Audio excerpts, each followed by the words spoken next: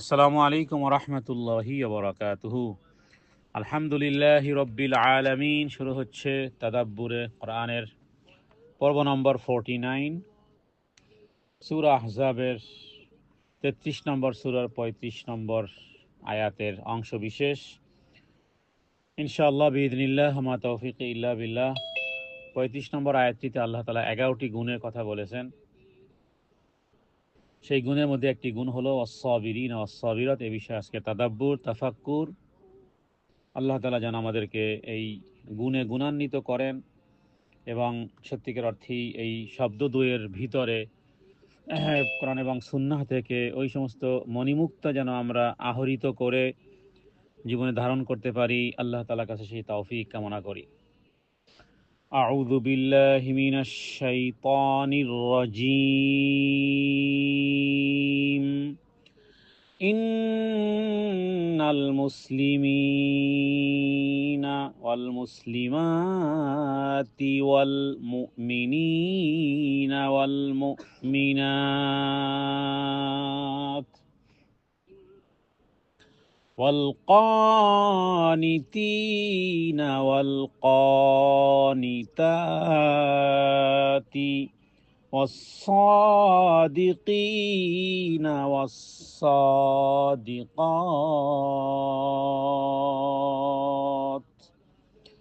والصابرين والصابرات।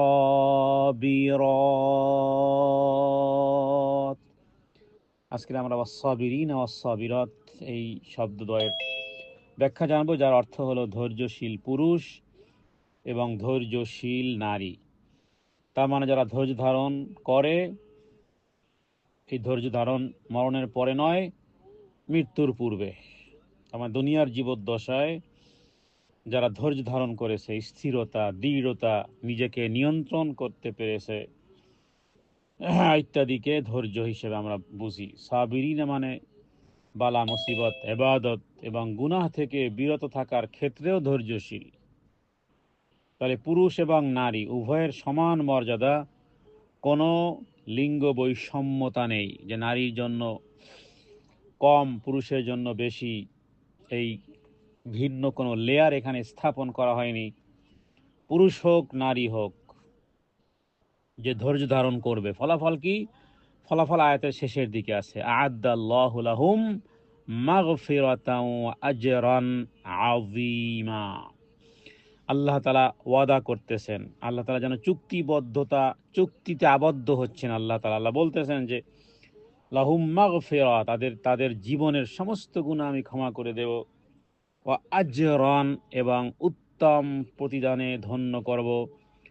আযীমা শব্দটির ব্যাখ্যা আমরা করব। আযীম বলা হয় যেই জিনিসের দৈর্ঘ্য প্রস্থ পৃথিবীর কোনো টেকনোলজি যা আয়ত্ত করতে পারে না, আরবিতে সেই জিনিসকে বলা হয় আযীম। তাহলে প্রতিদান দিবেন এই রকমের প্রতিদান যা পৃথিবী মানুষ গণে হিসাব করতে পারবে না, যা কোনো আয়ত্ত আনতে পারবে না, যা কোনো কল্পনার থিঙ্কিং থটেও কখনো সামিল হবে না। আল্লাহ তাআলা এই পরিমাণ ও আজরান প্রতিদানে ধন্য করবেন পরকালে। তাহলে সবরকে ইমাম কুরতুবী তিনি বলেছেন সবর হলো তিন ভাগ। তার মানে ইবাদতে ধৈর্য, দুই গুনাহ থেকে নিজেদের নিয়ন্ত্রণ, তিন তাকদীরের পরীক্ষায়, তার মানে আমার সাথে জীবনে যা কিছু হয়ে গেছে তার উপরে সন্তুষ্টি প্রকাশ। তাহলে সবর তিন ভাগে বিভক্ত। প্রথম কি? ইবাদতে ধৈর্য, দুই গুনাহ থেকে নিজেদের নিয়ন্ত্রণ, তিন তাকদীরের পরীক্ষায় স্থির থাকা। এই কাজগুলো নারী হোক পুরুষ হোক যারাই করবে সমানভাবে আল্লাহ তাআলার নিকট তারা অফুরন্ত পুরস্কার প্রাপ্ত হবে। তাফসীরে সাদিতে উল্লেখ করা হয়েছে ধৈর্য হলো সমস্ত সৎকর্মের মূল। সমস্ত সৎকর্মের মানে গোড়া হলো, সারমর্ম হলো, মূল হলো ধৈর্য। বান্দার ইমানের শক্তির সর্বোচ্চ পরিচয় ধৈর্য। বান্দার ইমানের শক্তি কার কতটুকু। যার ধৈর্য বেশি তার কদর আল্লাহ তাআলার কাছে তত বেশি। ধৈর্য যার বেশি রবের কাছে শ্রেষ্ঠ মর্তবা মর্যাদা তার কাছে বেশি। অধৈর্য মানুষের কাছেই তো ঘৃণার পাত্র হয়ে যায়। অধৈর্য মানুষ লাঞ্ছনার শিকার হয়। তাহলে সবর শুধু কষ্ট সহ্য করা নয়, বরং গুনাহের দাওয়াত আসলেও নিজেকে আটকানো। তার মানে সবর সবর হলো নফসের লাগামকে টেনে ধরা। একজন ঘোড়ায় আরোহিত ব্যক্তি যেমন জিম দিয়ে, এটাকে জিম বলে, ঘোড়ার জিম দুই দিক থেকে টেনে ধরে, বাস ঘোড়া থামতে বাধ্য। তাহলে নফসের লাগাম টেনে ধরা হলো মূলত আসলে সবর। রাসূলুল্লাহ সাল্লাল্লাহু আলাইহি ওয়াসাল্লাম সহিহ বুখারী এবং সহিহ মুসলিমে নবীজি বলেছেন, আমা উতি আহাদুন আতাআন খায়রান ওয়া আওসা মিনাস সবর। সহিহ বুখারী এবং সহিহ মুসলিমের হাদিস। আল্লাহ তাআলা কাউকে ধৈর্যের চেয়ে উত্তম বৃহত্তম কোনো দান, আল্লাহ তাআলা যত দান আছে ধৈর্যের চেয়ে উত্তম এবং বৃহত্তম কোনো দান আল্লাহ তাআলা দেননি। তার মানে যাকে ধৈর্য দিয়েছেন তাকে সর্বোত্তম জিনিস আল্লাহ দিয়েছেন। অন্য হাদিসে রাসূলুল্লাহ সাল্লাল্লাহু আলাইহি ওয়াসাল্লাম বলেছেন, ইন্নামাস সাবরু ইনদা সাদমাতিল উলা। সত্যিকারের ধৈর্য হলো প্রথম আঘাতের মুহূর্তে। হাদিসে কুদসির মধ্যে আল্লাহ তাআলা বলেছেন যে কোনো ব্যক্তির যদি দুটি চোখ আমি কেড়ে নেই, ইদা তুলিয়াত আবদি, যদি আমি কারো মানে আইনাইহে দুটি চোখ, বিহাবিবাতিহি মানে তার সবচেয়ে প্রিয় মানুষ। আমাদের সবচেয়ে অঙ্গ প্রত্যঙ্গের মধ্যে যদি বলি যে সবচেয়ে সবই দামি, কিন্তু তারপরও দুটি চোখ আমাদের কাছে সবচেয়ে বেশি প্রিয়। যদি বলেন যে কোন চোখ প্রিয়, তখন আমাদের উত্তর হবে যে আমাদের দুই চোখই প্রিয়। এমন না যে ডান ডান চোখটা বেশি প্রিয়, বাম চোখটা না, উভয় চোখ আমাদের কাছে প্রিয়। নবীজি বলেছেন বিহাবিবাতাইহে, মানে এখানে বহু বচন, তার মানে আইনাইহে, দুটি চোখ যদি কোনো ব্যক্তিকে আল্লাহ তাআলা উঠিয়ে নেন, তার মানে সে যদি অন্ধ হয়ে যায় অথবা অন্য কোনো ফাসাবারা, সে ধৈর্য ধারণ করেছে, আউয়াস্তুহু বিনহুমাল জান্নাহ। এবং হাদিসে কুদসি যেহেতু মানে আল্লাহর কথোপকথন, আল্লাহ বলেন যে আমি তার বিনিময়ে তাকে জান্নাত দেব। ধৈর্য ধারণ করেছে যে আল্লাহ আমি যে অবস্থায় আছি আমি তোমার প্রতি সন্তুষ্ট, কোনো শেকায়েত নাই, আমার কোনো শেকায়েত নেই।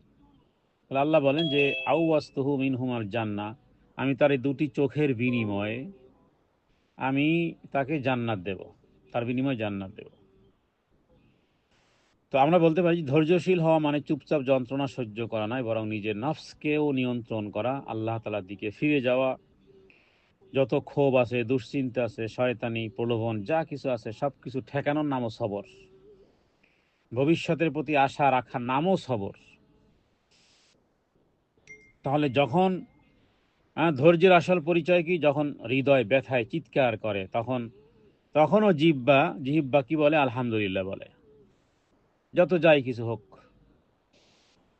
করণীয় কি? করণীয় হলো জাতীয় কষ্টে দোয়া করা, ইবাদতে স্থির থাকা, গুনাহের নিমন্ত্রণ, গুনাহের ইনভাইটকে, গুনাহের হাতছানি ডাককে না করে দেওয়া, যে না, আমার সাথে এর কোনো সম্পর্ক নেই। এবং সবসময় নিজেকে দোষী ভাবা, আল্লাহকে নয়। সবসময় দোষটা কোথায় দেব? নিজেকে, নফসকে দোষ দেব, প্রবৃত্তিকে দোষ দেব, আর শয়তানকে দোষ দেব। যত দোষ সব শয়তানের। আর কার? আর হলো আমার প্রবৃত্তির, আমার ভিতরে যেটা নফস আছে, নফসকে সবসময় নাদামত করব, নফসকে সবসময় তিরস্কার করব, নফসে লাওয়ামা হবে তখন।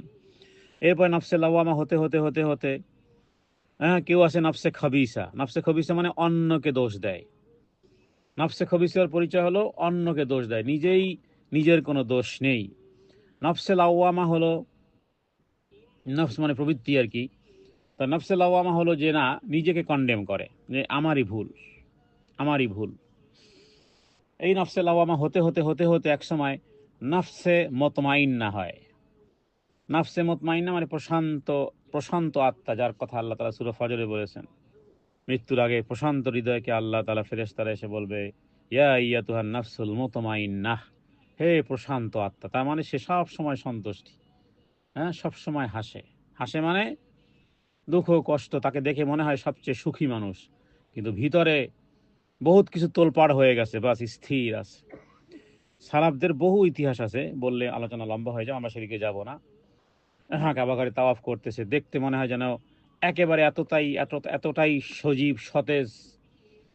হ্যাঁ, যখন আলোচনা করলো তার জীবন হিস্ট্রি নিয়ে, দেখলো যে তার মতন কষ্ট, হ্যাঁ, সংসারের এই নেই সেই নেই, সংসারে 7 জন 8 জন, ফিলিস্তিনি এমন ব্যক্তি পাওয়া গেছে তার পরিবারের 22 জন লোক দুনিয়াতে নেই, কিন্তু রবের সন্তুষ্টির প্রতি, তাকদীরের প্রতি এতটাই সন্তুষ্ট সে, হাস্যোজ্জ্বল চেহারা, যেন কোনো দুঃখই তার নেই। তো নিজেকে দোষী ভাবা, আল্লাহকে নয়, কখনো দোষ আল্লাহর প্রতি দেওয়া নয়। আল্লাহকে দোষ দেয় কারা? আল্লাহকে দোষ দেয় যারা নফসে খবিসা, এরা আল্লাহকে দোষ দিয়ে বসে। তাহলে এই জাতীয় বর্জন করতে হবে। অভিযোগ অভিযোগ যা করতে হবে রবের কাছে।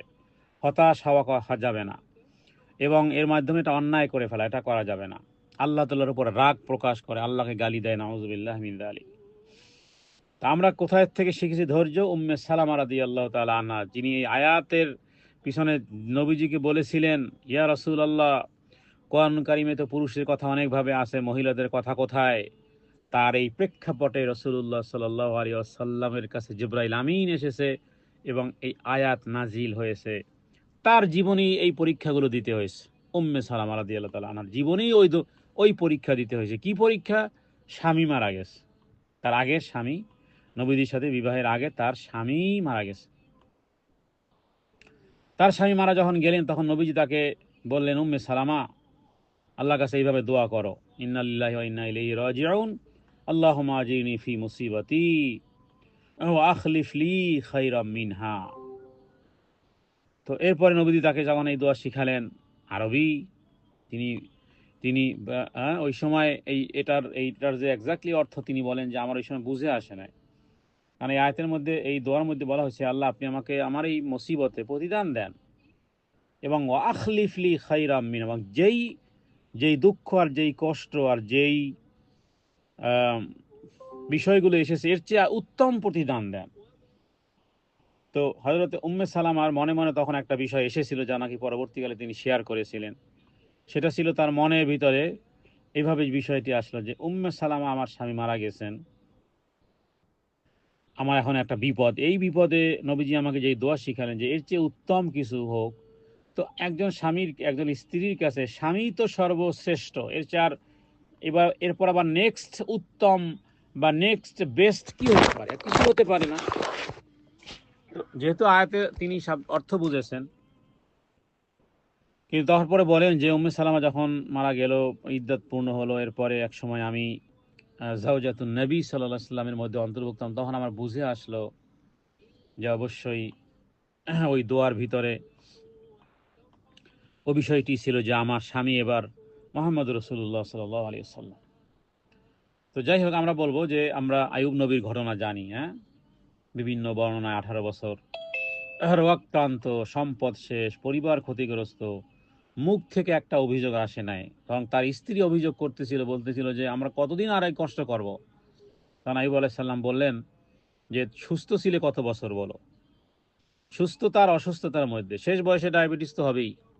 40 বছরের পরে ডায়াবেটিস দেখা দেয়, এটা দেখা দেয়, সেটা দেখা দেয়। 40 বছর তো সুস্থ ছিলেন, ইয়াং ছিলেন, কত কিছু ছিল। এরপরে এখন 40-এর পরে, হ্যাঁ, কি বলে আপনার 10 বছর, 15 বছর, 20 বছর অসুস্থতা। তো তাহলে হিসাব করলে সুস্থতার সময়কালটা তো বেশি ছিল, অসুস্থ সময়টা তো কম।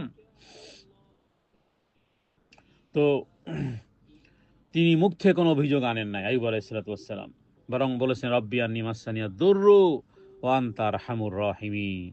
সূরা সদের মধ্যে তার দোয়া আছে। তো আল্লাহ তাআলা শেষে আল্লাহ বলে, আমি তাকে ধৈর্যশীল পেয়েছি। আল্লাহ তাআলা তার ব্যাপারে আয়াত নাজিল করেছেন যে আমি তাকে ধৈর্যশীল পেয়েছি। সুতরাং কেউ চাকরি হারাতে পারে, বিভিন্নভাবে হতাশ হতে পারে, তো সবর মানে হলো অভিযোগ নয়, নূতন প্রচেষ্টা, নূতন প্রচেষ্টা। আবার আল্লাহ তাআলার উপর ভরসা রেখে নূতন করে প্রচেষ্টা করা, দোয়া এবং ইস্তেগফারে নিজেকে শামিল করা।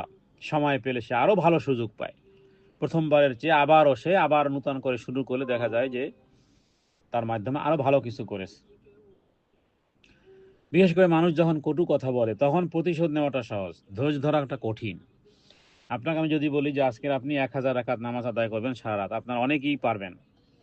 হ্যাঁ, কিন্তু কটু কথায় হজম করা, আল্লাহর জন্য মেনে নেওয়া, ধৈর্য ধারণ করা, এটা কঠিন, কিন্তু এই কাজটি আবার আল্লাহ তাআলার কাছে খুবই পছন্দ।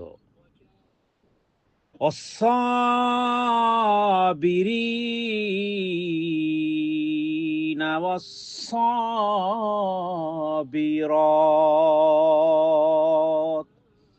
ধৈর্যশীল নারী আর ধৈর্যশীল পুরুষ।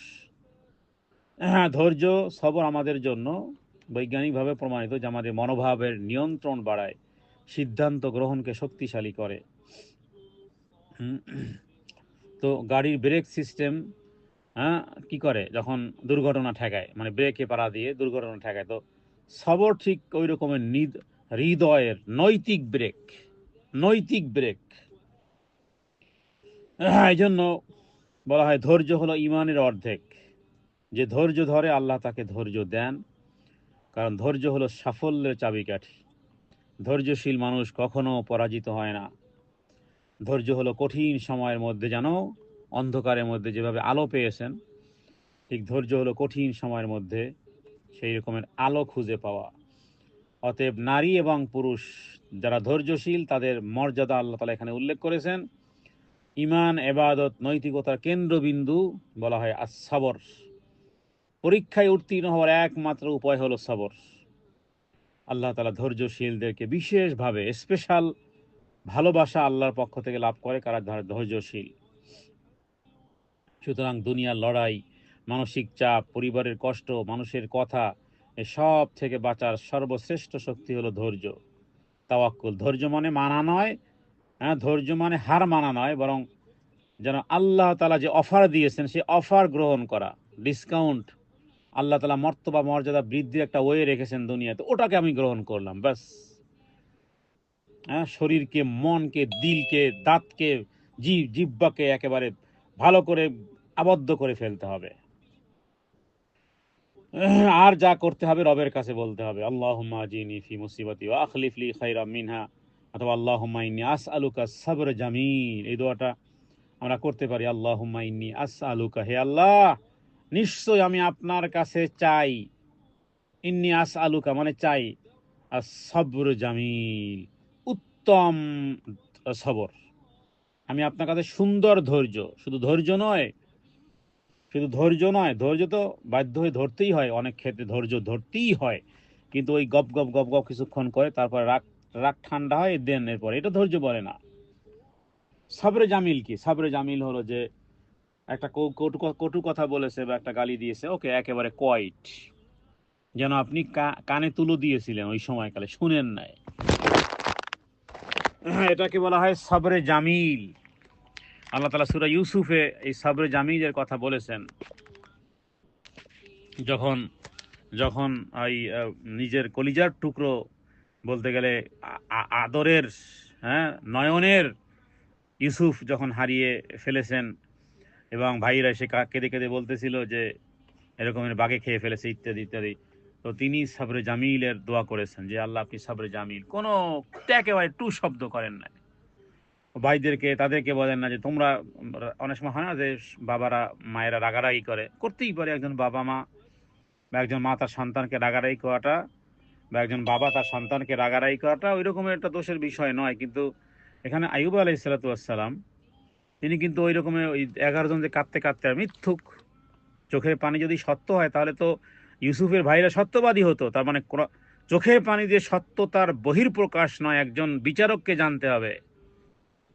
হ্যাঁ, কেউ একজন কাঁদতেছে, কথায় কথায় কাঁদতেছে, সে যে সত্যবাদী এটা প্রমাণ করে না কোরআনুল কারীম। কারণ যদি তাই সত্য তাহলে ইউসুফের 11 ভাই তারা সত্যবাদী হতো, অথচ এরা ছিল মিথ্যুক। ইউসুফ আলাইহিস সালামকে বাঘে খায়নি, সন্ধ্যাবেলা কাঁদতে কাঁদতে, তার মানে চোখের পানি সত্যতার বহির্প্রকাশ নয়, এটা একটা বিষয়। দ্বিতীয় সেকেন্ড বিষয় হলো যে আইয়ুব আলাইহিস সালাম সন্তান হিসেবে, যে তিনি বাবা, ইচ্ছা করে তিনি রাগারাগি করতে পারতেন, কিন্তু তিনি বলেছেন হ্যাঁ ফাসাবরুন জামিল, আমি উত্তম ধৈর্য ধারণ করলাম, ব্যাস। তো আল্লাহ তাআলার কাছে উত্তম সবর অবলম্বন করা, আল্লাহর কাছে, রবের কাছে চাওয়া। আল্লাহর সাহায্য আসে সবরের মাধ্যমে। আল্লাহর সাহায্যের দরওয়াজা খুলে কখন? সবরের মাধ্যমে। অসবিরু ইন্নাল্লাহা মাআস সাবিরিন, তুমি ধৈর্য ধারণ করো, নিশ্চয়ই আল্লাহ ধৈর্যশীলদের সাথে আছেন। আমরা বলি ইন্নাল্লাহা মাআস সাবিরিন, যে ধৈর্য ধরে আল্লাহ তাআলা তার পাশে দাঁড়ান। ইন্নামা ইউয়াফফাস সাবিরুনা আজরাহুম, কত শত আয়াত আছে কোরআনুল কারীমে। তো ধৈর্যশীলদের প্রতিদান আল্লাহ তাআলা দিবেন unlimited, limitless reward. Limitless reward, তার মানে যার কোনো লিমিটেশন নেই, আনলিমিটেড রেওয়ার্ড দিবেন কে? আল্লাহ তাআলা। কোথায় আছে? কোরআনুল কারীমে আছে। আল্লাহ বলেছেন ইন্নামা ইউয়াফফাস সাবিরুন আজরাহুম, যা পৃথিবী কোনো ক্যালকুলেটরে কখনো আসবে না। সেই সংখ্যা নিরূপণ করা, লেখা সম্ভবপর নয়। এটাই হলো বিগাইরি হিসাব, মানে কি? হিসাব ব্যতীত।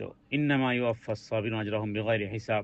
আবার অন্যত আল্লাহ বলেছেন যে অবাশশিরিস সাবিরিন, ধৈর্যশীলদের জন্যই সুসংবাদ। যাবতীয় সুসংবাদের পোটলাটা, হ্যাঁ, পুরোটাই অবাশশিরিস সাবিরিন। হ্যাঁ, তাহলে এই আয়াতের মধ্যে আমরা পেলাম অস-সাবিরিন ওয়াস-সাবিরা, সত্যিকারের ঈমানদারদের পরিচয় নারী আর পুরুষ। পুরুষ এবং নারী যারা ধৈর্যশীল তারা আল্লাহর বিশেষ খাস বান্দা, স্পেশাল বান্দা। সূরা ইউসুফে যেটা একটু আগে বললাম ফাসাবরুন জামিল, এই কথাটা কার? আইয়ুব আলাইহিস সালাম বলেছিলেন।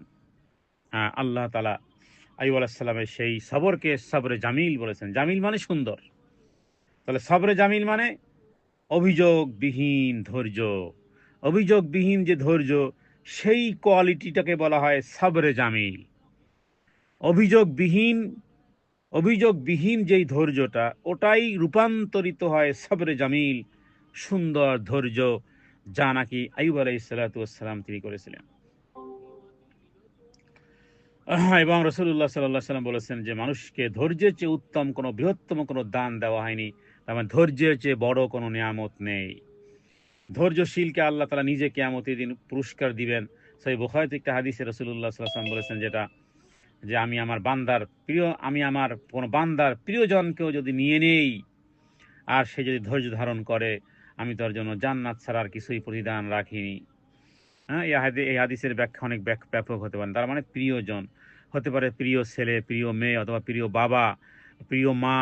হ্যাঁ, আমাদের প্রত্যেকে তো প্রিয় কিছু ব্যক্তি থাকে, তাই না? সেই ব্যক্তি যদি মৃত্যু হয়ে যায়, হতে পারে কোনো বান্ধবী, কোনো বন্ধু, আপনি হয় দিনের জন্য তাকে ভালোবাসেন, সে দুনিয়ার থেকে চলে গেছে, আপনি তার জন্য দোয়া করতেছেন, তার জন্য দোয়া করতেছেন। হ্যাঁ, তার কথা স্মরণীয় আসে, তখনই আপনি দোয়া করেন। তার মানে আপনিও ধৈর্যশীল, এবং তাদের পরিবারকে ধৈর্যের শিক্ষা আপনি দেন।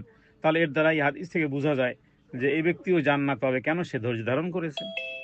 কারণ এই হাদিসে বলা হয়েছে যে ব্যক্তি যার যার প্রিয় বস্তুকে আমি উঠিয়ে নেই, তাহলে সেটা অনেক বিষয়, যেমন সুস্থতা, সুস্থতা। আমাদের সবার প্রিয় কি? সুস্থ থাকি যেন, কিন্তু অসুস্থ হয়ে যাচ্ছি, কিন্তু ধৈর্য ধারণ করে আসি।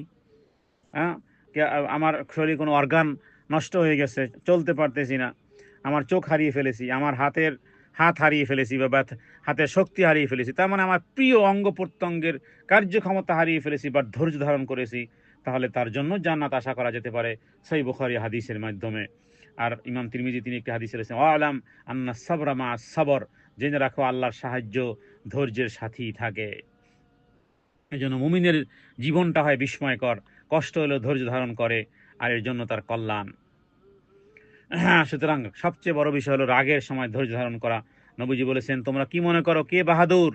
কে মুহূর্তের মধ্যে আসজে ফেলে কুস্তিতে একেবারে জিতে যায়, সে বলশালী, সে বীর বাহাদুর নয়।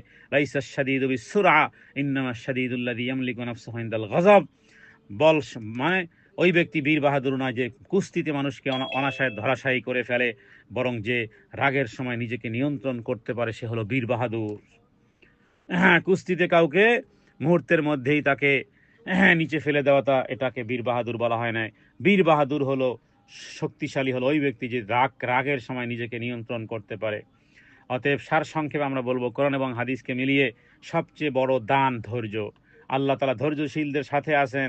ধৈর্যের প্রতিদান, লিমিটলেস রেওয়ার্ড, সীমাহীন জান্নাতে যাওয়ার সেতু বলা যেতে পারে, সাঁকো, পুল, জান্নাতে যাওয়ার সেতু হলো ধৈর্য। সুতরাং বিপদের প্রথম মুহূর্তেই শান্ত থাকা, হ্যাঁ, যেটা সবচেয়ে কঠিন, কিন্তু ওই সময়কালেই সবচেয়ে বেশি পুরস্কৃত। এই জন্য এই জন্য কেউ মারা গেলেও তকদির উপর বিশ্বাস রেখে বলা উচিত আলহামদুলিল্লাহ। কোনো একজন ব্যক্তি সন্তান মারা গিয়েছিল, যখনই শুনেছে সন্তান মারা গেছে, আগেই বলেছে আলহামদুলিল্লাহ, আল্লাহ আমি আমার এই তকদির উপরে আমি আমি সন্তুষ্ট আছি। এরপর ইন্না লিল্লাহি ওয়া ইন্না ইলাইহি রাজিউন। এই এই ক্যাটাগরিটুকু অর্জন করতে যেই ধৈর্য প্রয়োজন, যেই শিক্ষা প্রয়োজন, যেই লার্ন প্রয়োজন, এতটুকু যে অর্জন করতে পারে, সাথে সাথে আল্লাহ তাআলা তার জন্য জান্নাতে একটা ঘর লেখেন। ফেরেশতাকে বলেন যে সেই জান্নাতে ঘরটার নাম নাম লাগিয়ে দাও, কি? বাইতুল হামদ। আমি বুখারী বা মুসলিমের একটা বড় হাদিসের এই সামান্য অর্থ করে ফেললাম মুহূর্তের মধ্যে। তাহলে মানসিক আধ্যাত্মিক দুনিয়ার সমস্যার সমাধান কোথায়? রবের উপরে সুপুর্দ করার মাধ্যমে। সুতরাং আমরা বলবো যে আল্লাহ তাআলা ধৈর্যের চেয়ে উত্তম বৃহত্তম কোনো দান আল্লাহ তাআলা কাউকে দেননি। ইবাদতে ধরে রাখতে সবর লাগে, গুনাহ ছেড়ে দিতেও সবর লাগে, তাকদীরের পরীক্ষায় উত্তীর্ণ হতে, পাশ করতে, তাকদীরের পরীক্ষায় 100 নম্বর পেতে চাইলে সবর লাগে। সুতরাং সবর হলো সমস্ত ইবাদতের চাবিকাঠি। হ্যাঁ, ধৈর্য মানুষকে ভেতর থেকে শক্তিশালী করে। অনেক মানুষ টাকা দেয়, সময় দেয়, সাহায্য দেয়, কিন্তু ধৈর্য ছাড়া কিছুই টিকিয়ে রাখতে পারে না। এটাকে বলা সবচেয়ে বড় দান। টাকা নেই, সময় নেই, সাহায্য নেই কারো কাছে, ধৈর্য ধারণ করে আসছে, সবচেয়ে বড় দান এটা। কেন এটাকে বৃহত্তম দান বলা হয়েছে? কারণ ধৈর্য দিলে মানুষ বিপদে ভেঙে পড়ে না, চিন্তা করে সিদ্ধান্ত নেয়। এবং দুঃখিত, একটা কল আসছিল সম্ভবত। জি, তাহলে দুনিয়া এবং আখেরাতে সম্মান সম্মান পেতে হলে ধৈর্য ধারণ করা। কারণ ধৈর্য হলো এমন এক শক্তি যা টাকা দিয়ে কেনা যায় না, শিক্ষায় শেখানো যায় না। এটা আল্লাহর বিশেষ দান, যা নাকি নবীদেরকে দিয়েছিলেন। হ্যাঁ, এবং সমস্ত নবীরা এই ধৈর্যর পরীক্ষায় তারা 100 নম্বর পেয়ে দুনিয়া থেকে গিয়েছেন। সমস্ত নবীকে আমাদের নবী মুহাম্মদ সাল্লাল্লাহু আলাইহি সাল্লামের পুত্র সন্তান যখন ইব্রাহিম মারা গিয়েছিল, হ্যাঁ, মেয়েরা মারা গিয়েছিল জীবদ্দশায়, সমস্ত মেয়েরা মারা গেল, ছেলেরা মারা গেল। অন্যান্য তো বিপদ আপদ তো আছেই, সিরত গ্রন্থ পড়লে জানতে পারবেন। যেমন সন্তান, স্ত্রীরা তো শুধুমাত্র ফাতেমা রাদিয়াল্লাহু তাআলা আনহা সারা সমস্ত কন্যা সন্তানেরা এবং ছেলেরা তারা দুনিয়ার থেকে চলে গেছে নবীজির সামনে। তার মানে নবীকে দিয়েও এই জাতীয় বিষয়গুলো আল্লাহ তাআলা পূর্ণতা দিয়েছেন। সুতরাং যিনি ধৈর্য ধারণ, মানে আল্লাহ তাআলা তোমাকে এমন এক শক্তি দিয়েছেন যা দুনিয়া সমস্ত সম্পদের চেয়ে মূল্যবান। কষ্ট, দুঃখ, মানুষ, সময় কেউ তোমাকে ভেঙে দিতে পারবে না যতক্ষণ পর্যন্ত তোমার হাতে ধৈর্যের অস্ত্র আছে। ধৈর্যের অস্ত্র এটা। সুতরাং সবর হলো সমস্ত ইবাদতের চাবিকাঠি। অসবরু অসবির লিহুকমি রব্বিকা, আল্লাহ বলেছেন তুমি তোমার রবের আদেশ পালন করতে ধৈর্য ধারণ করো। তার মানে আল্লাহর আদেশ পালন করতেও ধৈর্যের মাধ্যমে। সুতরাং কোরআনুল কারিমে এবং হাদিস থেকে বলা হয় সবর হলো ঈমানের অর্ধেক। ইমাম ইবনে তাইমিয়া বলেছেন যে সবর ছাড়া কোনো ইবাদত পূর্ণ হয় না। মানুষকে ধৈর্যের চেয়ে উত্তম আর কিছুই দেওয়া হয় না, কারণ সমস্ত আমল টিকে থাকে ধৈর্যের মাধ্যমে। নামাজ, সালাতে খুশু রাখতে, গুনাহ থেকে বাঁচতে, রোজা রাখতে, দান করতে, রাগ নিয়ন্ত্রণে, বিপদে আল্লাহর উপর ভরসায়, গীবত, অপবাদ, হ্যাঁ, আপনার নিজের জিহ্বাকে অন্যায় কর্ম থেকে বেঁচে দূরে রাখতে। হ্যাঁ, এটা হলো সবচেয়ে, সবর হলো সবচেয়ে বিষয়। তো বিজয়, সাফল্য, ইবাদত সব কিছুতে পূর্ণতা আসবে ধৈর্যের মাধ্যমে।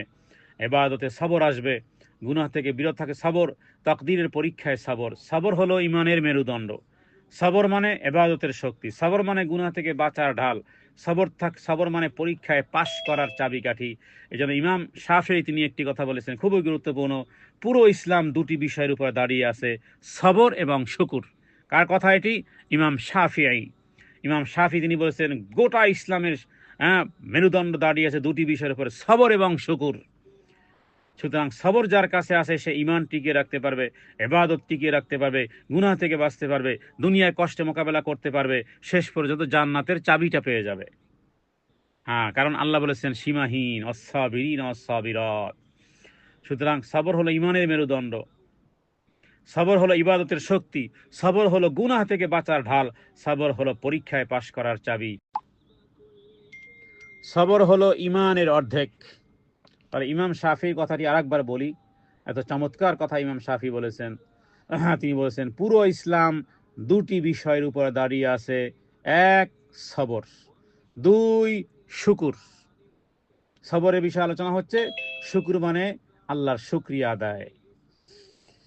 তাহলে রাসূলুল্লাহ সাল্লাল্লাহু আলাইহি সাল্লাম তিনি হাদিসের মধ্যে বলেছেন আস-সাবরু নিসফুল ঈমান, ধৈর্য হলো ঈমানের অর্ধেক। যেমন শরীর মেরুদণ্ড ছাড়া দাঁড়াতে পারে না, ঠিক তেমনি ঈমানও ধৈর্য ছাড়া টিকে থাকতে পারে না। কারণ কষ্টে ধৈর্য না থাকলে ঈমান নড়বড়ে হয়ে যায়, পরীক্ষায় সরে গেলে ঈমান ক্ষতিগ্রস্ত হয়, গুনাহ ছাড়তে সবর না থাকলে ঈমান দুর্বল হয়। সুতরাং সবর হলো ইবাদতের শক্তি। আল্লাহ বলেছেন সূরা তাহার মধ্যে অস্তাবির আলাইহা, সালাতে ধৈর্য ধারণ করো। নবীজি বলেছেন ও আলাম, জেনে রাখো, আন্নান নাসরা মা সবরে, আন্নান নাসর, নাসর মানে কি? সাহায্য। সবরের সাথে, সবরের সাথে সাহায্য।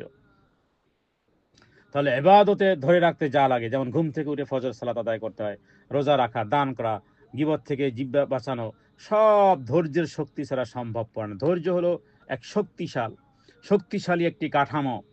অনাহান নাফসা আনিল হাওয়া, নিজের নফসকে কুপ্রবৃত্তি থেকে বিরত রাখতে পারবে। এটা কিভাবে সম্ভব? সবর অবলম্বনের মাধ্যমে সম্ভব। হারাম থেকে বাঁচতে সবর, পর্নোগ্রাফি, জেনা, গীবত, অপবাদ, সব কিছু থেকে বাঁচতে সবর। রাগ নিয়ন্ত্রণে কি লাগে? রাগ নিয়ন্ত্রণে আপনারাই নিজেরাই প্রশ্নের উত্তর দিবেন। রাগ নিয়ন্ত্রণে কি লাগে? লাগে কি? টাকা লাগে, পয়সা লাগে, ধন লাগে, শক্তি লাগে। এগুলো তো আরো ভয়াবহ। এগুলো থাকলে তো আরো বেশি হিংস্র হয়ে যায়। হ্যাঁ, কিন্তু আপনি রাগ নিয়ন্ত্রণে লাগে আর কিচ্ছু লাগে না, শুধু লাগে সবর। শয়তানি প্রলোভন ঠেকাতে লাগে সবর। সবর হলো গুনাহের বিরুদ্ধে এক বর্ম। কারণ হ্যাঁ, আপনাকে দিয়ে শয়তান যা খুশি তাই করাতে পারে না। সুতরাং অবশ্যই সাবিরিন, আল্লাহ তাআলা কোরআন কারীমে বহু জায়গাতে বলেছেন। কেন সুসংবাদ? এই কারণে যে রাসূলুল্লাহ সাল্লাল্লাহু আলাইহি সাল্লাম বলেছেন সত্যিকারের ধৈর্য হলো প্রথম আঘাতে মুহূর্তে। তার মানে আল্লাহ পরীক্ষা দেন, পরীক্ষায় উত্তীর্ণ হওয়ার চাবিটাও দিয়ে দেন। হ্যাঁ, মানে আপনাকে কোশ্চেন দেওয়া হলো, অ্যান্সারও দেওয়া হলো। তো এখন আপনি অ্যান্সারটা, কোশ্চেন বুঝেছেন, অ্যান্সারটা এর অ্যান্সার দেন। পরীক্ষা দিয়েছেন, আল্লাহ অ্যান্সারও দিয়েছেন, পরীক্ষা উত্তীর্ণ হওয়ার বিষয় দিয়েছেন। কি করতে হবে? সবর। সাজদায় পড়ে যাও। সবর না থাকলে বোন ঈমান ভেঙ্গে যাবে। সবর না থাকলে ইবাদতে স্থির থাকতে পারবে না। যতদিন হ্যাপি ছিলে ততদিন ইবাদতবন্দি করেছো, যখন দুঃখ কষ্ট এসেছে বাস ইবাদত তো পালিয়ে গেছে, ইবাদত দূরে সরে গেছে, কারণ সবর নেই। সবর না থাকলে গুনাহ আক্রমণ করবে। হ্যাঁ, এগুলোই তো শিখে আমাদের ছেলেমেয়েরা, এগুলোই দেখে যে যখন অধৈর্য হয়ে যায় তখন কি করে?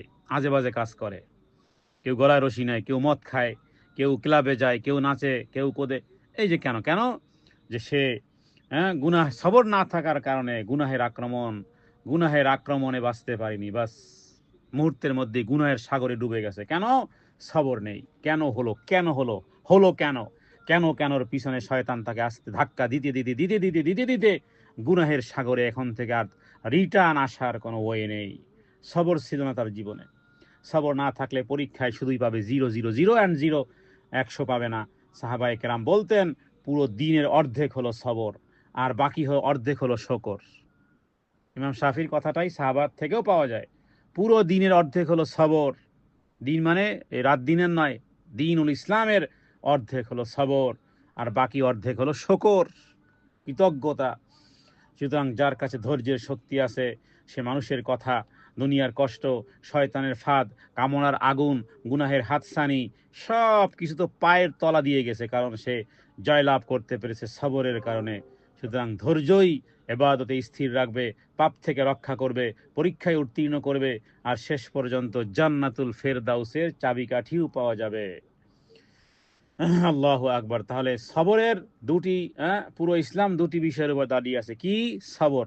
এক, সবর। দুই, শুকুর। সবর, দুই, শুকুর। সুতরাং বলা যেতে পারে যে কোরআনুল কারীমে আল্লাহ তাআলা বলেছেন, যেমন লাইন শাকারতুম লাযীদান্নাকুম, ও পৃথিবীর মানুষ, যদি শুকুর করো অবশ্যই তোমাদের আমি রিজিককে আমি বৃদ্ধি করে দেব। শুকরিয়া আদায় করলে term and condition, you pay you get, you pay you get, এরকমের। দাও পাও, দাও পাও, চাইলেই পাবে। কি দিবে? শাকারতুম, শুকর আদায় করো, লাযীদান্নাকুম, অবশ্যই লাযীদান্নাকুম, আপনারা যারা গ্রামার জানেন তারা বুঝবেন, লাযীদান্নাকুম, যদি আজিদকুম বলতেন তাহলে এটা বলা হতো না। লাযীদান্নাকুম, লাম তাকিদ, নুনে তাকিদ, অবশ্যই অবশ্যই, অফকোর্স, হয় নট, অবশ্যই অবশ্যই আমি দেব, শুধু শুকরিয়া আদায় করো। সুতরাং শুকরিয়া আদায়কারী যারা, এদের এদের এদের জীবনের অভাব থাকে না, জীবনের অভাব নেই। হ্যাঁ, শুকনো রুটি ও পানিতে ভিজিয়ে খায় আর বলে সুবহানাল্লাহ, আলহামদুলিল্লাহ। ওর যেই তৃপ্তি, আপনি ওই 100, ওই বুফে, যেই বুফেতে মনে করুন, হ্যাঁ, 5 স্টার হোটেলে বুফে লাগানো আছে, লাইন ধরে বুফে লাগানো, কত পদের বুফে, হ্যাঁ, হয়তো বা গুনেও শেষ করতে পারবেন না। হ্যাঁ, ও যেটা লাভ করতে পায় না, কিন্তু শুকনো রুটি খেয়ে এর যে মানসিক তৃপ্তি সে অনেক ভোগ করতেছে। হে আল্লাহ, শুকনো রুটি তো পেয়েছে, অনেকে তো শুকনো রুটিও পায়নি। হ্যাঁ, এটা লাযীদান্নাকুম, ইয়া আইয়ুহাল্লাযীনা আমানুসবিরু, ও ঈমানদারেরা সবর অবলম্বন করো, ইবাদতে অবিচল রাখতে শুকর আর সবর টুগেদার যদি না হয় তাহলে ওই বাল্ব যেভাবে জ্বলে না, হ্যাঁ, নেগেটিভ পজিটিভ, ইতিবাচক নেতিবাচক সব কিছুতে, ঘরে ফ্যান চলবে না, লাইট চলবে না, এসি চলবে না, কারণ ওখানে দুটি তার আছে, একটা প্লাস একটা মাইনাস। সবর আছে শুকুর আছে, সবর আছে শুকুর আছে। যেখানে পেয়েছি আলহামদুলিল্লাহ, না পেয়েছি সবর, পেয়েছি আলহামদুলিল্লাহ, না পেয়েছি আলহামদুলিল্লাহ। রাসূলুল্লাহ সাল্লাল্লাহু আলাইহি ওয়াসাল্লাম বলেছেন, আজাবান লি আমরিল মুমিন, মুমিনের জীবন অত্যন্ত আশ্চর্য, ইদা আসাবাতহু সাররা শাকারা ফাকানা খায়রাল্লাহু, সে জীবনে ভালো কিছু পেলে, সুখ পেলে, ভালো কিছু পেলে শুকুর করে, এটা তার জন্য ভালো। ওয়া ইন আসাবাতহু দাররা সাবারা ফাকানা খায়রাল্লাহু, দুনিয়ার জীবনে কষ্ট, দুঃখ, হতাশা ইত্যাদি যাই কিছু আসুক না কেন, কি আসতে পারবে এই লাইফে, সবর অবলম্বন করে, এটাও তার জন্য চমৎকার। তার মানে মুমিনের পুরো জীবন সবর এবং শুকুরের সমষ্টির নাম। হ্যাঁ, সবর আর শুকুর আমাদের জীবনের সমষ্টির নাম। ইমাম ইবনুল কাইয়্যিম তিনি বলেছেন, আদ-দীনু নিসফান, নিসফুহু সবর ওয়া নিসফুহু শুকুর। ইমাম ইবনুল কাইয়্যিম তিনি বলেছেন, দিন হলো দুই ভাগ, অর্ধেক সবর আর অর্ধেক শুকুর। ইমাম আহমদ যিনি 10 লক্ষ হাদিসের হাফেজ ছিলেন, তিনি বলেছেন, ঈমান হচ্ছে অর্ধেক সবর অর্ধেক শুকর। কেন পুরো ইসলাম সবর এবং শুকরের উপর দাঁড়িয়ে আছে, এই কথা বলে আজকে আলোচনা শেষ করব। এই কারণে যে সবর ব্যতীত, সালাতে সবর, সিয়ামে সবর, জিহাদে সবর, হারাম থেকে বাঁচতে সবর, বিপদে স্থির থাকতে সবর। সবর হলো আপনার পাওয়ার, আপনার এনার্জি, আপনার পাওয়ার, ইবাদতের শক্তি। হ্যাঁ, পাওয়ার না থাকলে আপনি কি করবেন? পাওয়ার নেই। পাওয়ার হলো যাবতীয় বিষয়ে, পাওয়ার হলো সবর। আর সমস্ত নিয়ামতের প্রতি শুকর না করলে ঈমান টিকবে না।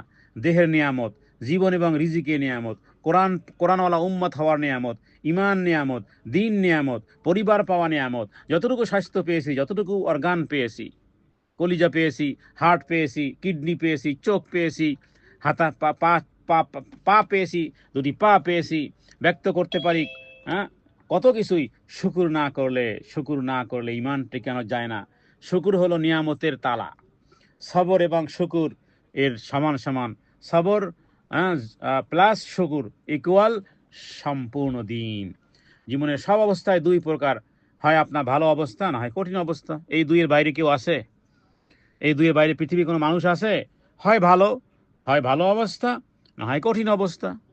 হয় টানাটানি চলতেছে, না হয় প্রাচুর্যতা এসেছে, এপিট ওপিট এপিট ওপিট। সকালে ভালো তো দুপুরে খারাপ, দুপুরে ভালো তো রাতে খারাপ। তারা মানে হয় ভালো অবস্থা, না হয় কঠিন অবস্থা। ভালো অবস্থায় শুকুর, কঠিন অবস্থায় সবর। এ দুইয়ের বাইরে মানুষের জন্য তৃতীয় কোনো সিচুয়েশন নেই, অবস্থা নেই। তার মানে তাই দিনও এই দুই স্তম্ভে দাঁড়িয়ে আছে। 24 আওয়ার্স আপনার সাথে দিন দাঁড়িয়ে আছে দুই অবস্থায়, হয় তুমি ভালো অবস্থায়, না হয় কঠিন অবস্থায়। এই দুইয়ের বাইরে যেহেতু মানুষের জন্য তৃতীয় কোনো অপশন নেই, কোনো সুযোগ নেই, কোনো এক্সেস নেই, তার মানে হলো তাহলে দিন ঠিক এইভাবে করে সবর আর শুকুরের মাধ্যমে। যেই মানুষ সুখে সবর করে, দুঃখেও সবর করে, তাকে দুনিয়ার কোনো শক্তি তাকে হারাতে পারে না। এই দুই গুণ থাকলে হারিয়ে গেল কৃতজ্ঞ, না পেল ধৈর্যশীল, বিপদেও শান্ত, নেয়ামতেও বিনয়ী, গুনাহ থেকেও সুরক্ষিত, পরীক্ষায় উত্তীর্ণ, ইবাদতে অবিচল, শয়তান থেকে দূরে। শত কষ্টেও জিজ্ঞেস করে, আপা কেমন আছেন? বলে আলহামদুলিল্লাহ ও শুকরুলিল্লাহ। হ্যাঁ, সবর এবং শুকুর আল্লাহর নৈকট্যের দুই দরজা। সুতরাং যে শুকুর জানে, আল্লাহ যা করেন ভালোই করেন, এটা তার হৃদয়ে হ্যাঁ, সে স্বীকার করে। যে সবর জানে, সে জানে আল্লাহ তাআলা তার জন্য নূতন কোনো দরজা খুলে দিবেন। যে সবর জানে, তার মনোবল ঠিক থাকে যে আল্লাহ উত্তম পরিকল্পনাকারী, আমার জন্য উত্তম কিছু করেছেন, আমার জন্য এটা দরকার ছিল, আমার জন্য এটা প্রয়োজন ছিল। সুতরাং শুকুরকারী মনে করে যেটা আল্লাহর দান, আমার যোগ্যতা নয়। অহংকার কিভাবে করবেন? শুকুরকারী মনে করে কি, যেটা আল্লাহর দান।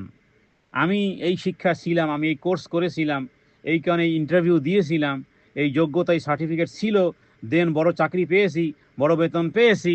এভাবে করে সব আমি এই আমি তারা করে যারা অহংকারী, যারা শয়তানের চেলাফেলা, যারা শয়তানের শিষ্য, এরা এই আমি করে। আর আর মুমিন ব্যক্তি বলবে যে না, এটা আল্লাহর দান ছিল, আমার যোগ্যতায় আমি চাকরি পাইনি, আমার যোগ্যতায় পাইনি আমি। সুতরাং সবরকারী মনে করে এটা নিয়ামত, হারাম পথে ব্যবহার করা যাবে না। সুতরাং এর ফল কি হয়? নিয়ামত স্থায়ী হয়। হাদিসের মাধ্যমে নবীজি বলেছেন এই কারণে যে কাউকে ধৈর্যের চেয়ে উত্তম বৃহত্তম কোনো বিষয় তাকে দেওয়া হয় না। এটা প্রমাণ করে সবর হলো সমস্ত এবাদতের চাবিকাঠি। হ্যাঁ, এই জন্য আপনারা জানেন যে একজন নবী ছিলেন বাদশাহ। এমন বাদশাহ, পিপিলিকার কথা বুঝে, মানুষের কথা বাদ দিলাম, পিপিলিকা কি বলে, পাখি কি বলে, গাছের সাথে কি বলে, এক পিপিলিকা আর এক পিপিলিকা কি বলে। তো সেই নবীর নাম হলো সুলাইমান আলাইহিস সালাতু ওয়াস সালাম। তার শ্রেষ্ঠ দোয়া কি ছিল? কোরআন কারিমে আল্লাহ তাআলা তার কথা উল্লেখ করেছেন। সে বলতো, রব্বি আউজি'নি আন আশকুরা নি'মাতাকাল্লাতী আন'আমতা আলাইয়া। হ্যাঁ, রব্বি আউজি'নি, হে আমার রব, আপনি আমাকে আপনি আমাকে তৌফিক দেন যেন এই তৌফিক না হারাই। কি? আনিশকুর নিয়ামাতাকা, যেন আপনার নিয়ামতের শুকরিয়া আদায় করতে পারি। হ্যাঁ, তাহলে হযরতে সুলাইমান আলাইহিস সালাতু ওয়াস সালামের দোয়া কোরআন কারিমে দুই জায়গাতে আছে। রব্বি আউজি'নি আন আশকুরা নি'মাতাকা আল্লাতী আন'আমতা আলাইয়া, আপনি আমার উপরে যে নিয়ামত দিয়েছেন, শুকুর। সমস্ত নবীদের জিহ্বাতে শুকুর ছিল। আপনার আমার ঠোঁটের আগায় শুকুর আনতে হবে। সর্ব অবস্থাতে আলহামদুলিল্লাহ, সর্ব অবস্থাতে সুখী আছি, ভালোবাসি, মানে তার মানে আপনার জীবনে যেন কোনো দুঃখই টাচ করে নাই। হ্যাঁ, দুঃখই যেন টাচ করে না, অথচ বহু পথ পাড়ি দিয়ে এসেছেন, তবুও মুখে হাসি, হৃদয় সন্তুষ্ট। তার মানে আপনার ঈমান এবার পাকাপোক্ত হয়েছে। এক নজরে তাহলে আমরা বলতে পারি ইসলাম সমান সমান সবর এবং শুকুর। সবর আছে, শুকুর আছে, ইসলাম আছে। হ্যাঁ, দুই জিনিস সমান আছে। সুখেও সবর, নিয়ামত বৃদ্ধি হবে; দুঃখেও সবর, গুনাহ মাফ হবে, মর্যাদা বৃদ্ধি হবে। এরপরে সব সময় সবর, ইমানের মেরুদণ্ড ঠিক থাকবে; শুকুর, নিয়ামতের বৃদ্ধি হবে জীবনের প্রতিটি অবস্থায়। সবর আর শুকুর যদি না থাকে, তাহলে জীবন ফাঁকা, মরুভূমি। যার জীবনে সবর এবং শুকুর স্থাপিত হয়, তার পুরো জীবন ইবাদত হয়ে যায়। পুরো জীবন যদি first to last, A to Z, জন্ম থেকে মৃত্যু পর্যন্ত, দোলনা থেকে কবর পর্যন্ত যদি ইবাদতে রূপান্তরিত করতে হয়, তাহলে সবর এবং শুকুরের বাইরে আর কিছু আমাদের জানা নেই। এটাই সালাফদের কথা, এটাই ইমামদের কথা। আল্লাহ তাআলার কাছে প্রার্থনা করি, হে আল্লাহ, আজ যখন জেনেই গেলাম, হে আল্লাহ, জীবনে বাকি সময়গুলোর জন্য যেন সবর এবং শুকুর লিখে রাখতে হবে, স্বর্ণাক্ষরে বাঁধিয়ে রাখতে হবে হৃদয়ে, চোখে, হ্যাঁ, কপালে, যে আমার জীবনে যেন সবর থাকে, শুকুর থাকে। কারণ এই দুই অবস্থার বাইরে কিছু নয়। হয় কঠিন পরিস্থিতি, না হয় স্বাভাবিক পরিস্থিতি। স্বাভাবিক পরিস্থিতিও আলহামদুলিল্লাহ, কঠিন পরিস্থিতিও আলহামদুলিল্লাহ। যা কিছু কষ্ট, দুঃখ, দুর্দশা, সেগুলো সালাতের মাধ্যমে রবের কাছে চাইতে হবে। চোখের পানি মানুষ দেখবে না, আমার রব দেখবে। সংসারে অভাব অনটন, ছেলে দেখবে না, মেয়ে দেখবে না, স্বামী দেখবে না, স্ত্রী দেখবে না, কেউ দেখবে না। দেখবে কে? দেখবে রব্বে কারিম দেখবে। সবর এবং শুকুর যার জীবনে নেই, দুনিয়ার জীবনেও সম্পর্ক টিকে না। সবর যে হারিয়েছে, শুকুর যে হারিয়েছে, দুনিয়া অপমানিত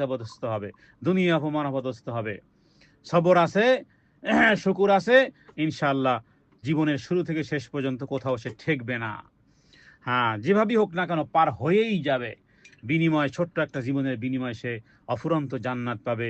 এই হলো এই সূরা আহজাবের 33 নম্বর সূরা 35 নম্বর আয়াতের অস-সাবিরিনা ওয়াস-সাবিরাত। হে আল্লাহ, নারী আর পুরুষের কথা বলেছেন। হে আল্লাহ, আমরাও কেউ নারী, কেউ পুরুষ। হে আল্লাহ, ওই নারী বানিয়ে দেন যেই নারীদের কথা আপনি অসাবিরত বলেছেন, হে আল্লাহ ওই পুরুষ বানিয়ে দেন যাদের কথা এখানে অসাবিরিন হিসেবে উল্লেখ করেছেন। আমরা যেন এই সাবিরিন এবং অসাবিরতের ক্যাটাগরি থেকে যেন বের না হয়ে যাই। হে আল্লাহ, আপনার কাছে তৌফিক কামনা করি। আমা তৌফিক ইল্লা বিল্লাহ। হাদা মিন্নি ওয়াল ইলমু ইনদাল্লাহ। আল্লাহু আ'লামু বিস-সাওয়াব। ওয়া সাল্লাল্লাহু আলা সাইয়্যিদিনা মুহাম্মাদিন নবিয়্যিল উম্মি ওয়া আলিহি ওয়া সাল্লাম। আসসালামু আলাইকুম ওয়া রাহমাতুল্লাহি ওয়া বারাকাতুহু।